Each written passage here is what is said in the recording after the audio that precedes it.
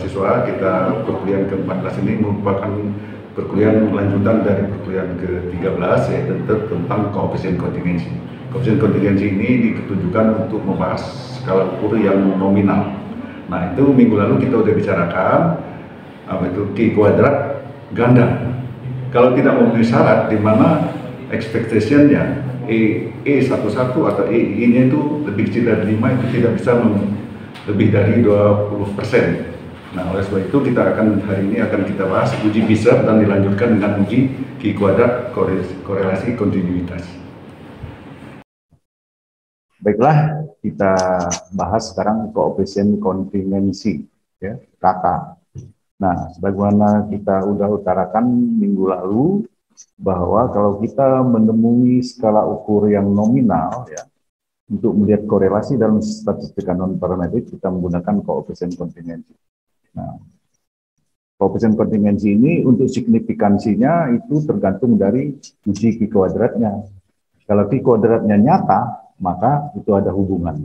Tapi kita harus mengetahui berapa besarnya hubungan itu. Nah, untuk mengetahui besarnya hubungan itu, kita harus lanjutkan dengan uji kata. Nah, uji Q kuadrat itu ada Q kuadrat ganda, majemuk, ada Q kuadrat kontinuitas. Nah, pada perkuliahan kita minggu lalu, itu kita udah bicarakan Q kuadrat majemuk. Nah, tetapi di uji Q kuadrat majemuk itu ada persyaratan, yaitu nilai observasi itu frekuensi observasinya tidak boleh ada yang nol. Kemudian nilai ekspektasinya E-nya E11 atau E12 atau EII-nya itu tidak boleh lebih kecil dari 5, itu melebihi 20%. Nah, kalau 2 kali 2, satu kotak aja udah 25%. Nah, kalau 3 kali 3 berapa? Nah, itu ya. Jadi nggak bisa lebih dari 20%.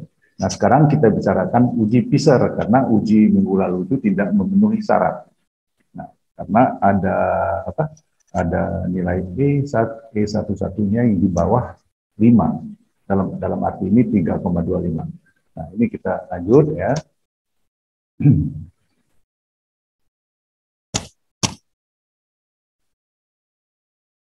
Uji PISA ya. Uji ini digunakan jika M baris dan P lajur 2. M-nya 2 dan P-nya 2, baris dan lajurnya 2, serta N-nya lebih kecil dari 20. Tetapi untuk uji Q kuadrat, ya, N-nya kan ada yang antara 20 sampai 40. Q kuadrat ganda atau majemuk. Nah, untuk yang kontinuitas itu N-nya lebih besar dari 40. Nah, minggu lalu kita sudah bicarakan yang Q kuadrat ganda majemuk. Itu dengan rumus ini. Nah, karena tidak memenuhi syarat itu, maka kita gunakan uji PISA. Jadi tidak memenuhi syarat karena ada nilai E11 dengan 3,25, lebih kecil dari 5. Lebih kecil dari kalau udah satu kotak dari 4 kotak berarti 25%, sedangkan nggak bisa lebih dari 20%. Maka kita gunakan uji PISA. Nah, uji PISA demikian. Ini rumus uji PISA ya. Ini P ini peluang A tambah B faktorial kali C tambah D faktorial kali A tambah C faktorial kali B tambah D faktorial dibagi M, ini sampel faktorial kali A faktorial B faktorial C faktorial D faktorial. Nah, dengan kaidah keputusan membandingkannya, P hitung dengan alfa. Nah, kalau P hitungnya lebih kecil atau sama dengan alfa, itu tolak H0, berarti kita menerima H1. Sebaliknya, kalau P hitungnya lebih besar dari alfa, lebih besar ya, maka terima H0. Jadi, kalau terima H0, berarti H1-nya tolak. Tolak H0, terima H1. Ya. Kalau terima H0, tolak H1. Nah, tapi harus diingat di sini, kalau tanda sama dengan itu, berarti kita terima H1. Sedangkan dalam penelitian, kita biasanya H1 itu yang mau kita buktikan untuk diterima. Oke, lanjut. Nah, untuk menyelesaikan soal tadi, soal di atas, soal minggu lalu itu begini, ya. Jadi ada 4 kategori ini, datanya masih data yang 40 itu juga, ya, karena kita menggunakan uji PISA, datanya seperti ini, ya. Kemudian kita langsung masuk begini. Jadi untuk menyelesaikan soal di atas menggunakan uji PISA, rumusnya ini. Yang dikatakan A, B itu ini A, ini B, ini C, ini D. Jadi kotak ini kita beri simbol A, B, C, D.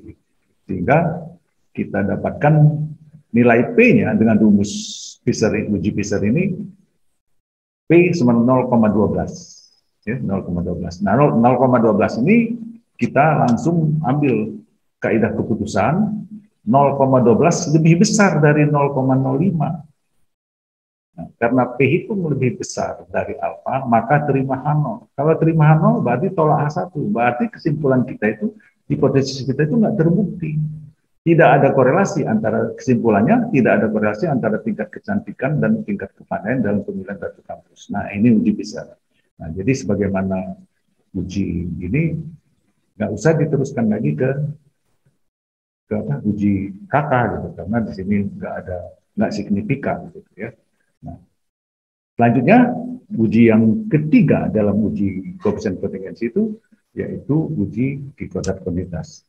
Ada yang mau tanyakan silakan ya, tentang uji Fisher ini mudah karena di sini hanya memasukkan nilai-nilai observasinya ya, kemudian ditambah dicari faktorialnya ditemukanlah nilai P. P ini peluang untuk diterima ya, atau ditolak suatu hipotesis. Nah, selanjutnya kalau ini sudah selesai, kita lanjutkan uji Q-kuadrat kontinuitas, di mana M-nya lebih besar dari 40, matriks seginya 22. Penggunaan uji Q-kuadrat kontinuitas ini sama, barisnya 2, lajurnya 2, M-nya 2, P-nya 2. N-nya lebih besar dari 40. 40 nggak termasuk, kalau 40 kan masih majemuk atau ganda. Kalau lebih besar 40, 41 itu udah kita menggunakan uji Q-kuadrat kontinuitas. Ini rumusnya mudah, lebih mudah dibandingkan Q-kuadrat ganda. Karena apa? Dia langsung nilai A, B, C, D-nya langsung dimasukkan. Nah, ini rumusnya. Q-kuadrat sama M kali A kali B dikurang B kali C. Ini harga mutlaknya dikurang N dibagi 2 dikuadratkan. Dibagi A tambah B kali C tambah D kali A tambah C kali B tambah D. Ini mudah karena kita tidak mencari seperti halnya Q-kuadrat majemuk atau ganda. Jadi tinggal masukkan isi dari nilai-nilai dari setiap sel. Ini kalau umpamanya lebih besar dari 40 tadi, nilai soal yang seperti halnya yang tempoh hari yang kita bahas minggu lalu itu N-nya 40, misalnya sekarang N-nya 46. Nah, jadi begini. Ya. Jadi, apakah ada hubungan antara pemilihan data kampus, ya, antara cantik dan kepandaian terhadap juara terpilihnya menjadi data kampus? Nah, umpamanya ini kita dapatkan 46 responden. Karena dia lebih besar dari 40, kita gunakan uji Q-kuadrat korelasi kontinuitas. Langsung masuk ini A, ini B, ini C, ini D. Nah, ini langsung kita masuk, kita bicarakan dengan rumus itu, ya, dapatkan Q-kuadrat 5,012. Nah, ini Q-kuadrat hitung. Nah, terus kita kita teruskan dengan kaidah keputusan, itu menggunakan tabel C. Tabel C itu dalam buku statistika non parametrik. Untuk alfa 0,05 dengan derajat bebas 1, dari mana 1 ini? 1 adalah 2 dikurang 1 kali 2 kurang 1. Ya, P kurang 1, N kurang M kurang 1.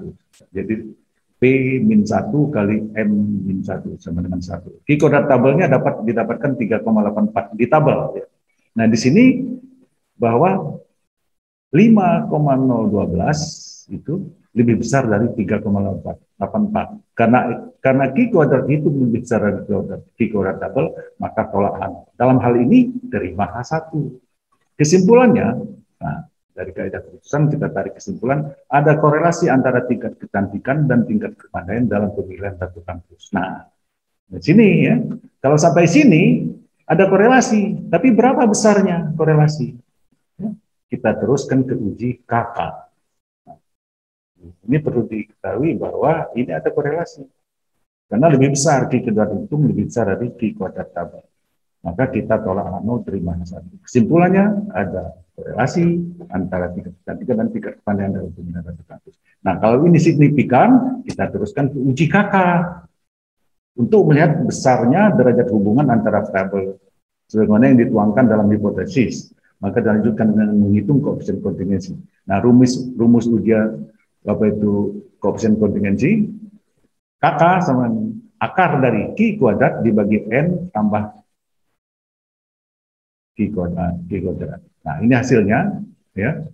Nah, ini hasilnya KK sama akar dari 5,012 dibagi 46 N tambah 5,012. Hasilnya KK sama dengan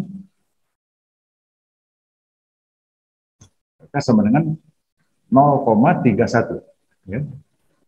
0,31345. Ini dalam arti bisa kita simpulkan ada korelasi atau hubungan antara tingkat kecantikan dan tingkat kepandaian dalam pemilihan satu kampus dengan tingkat keeratan hubungan 31,34%.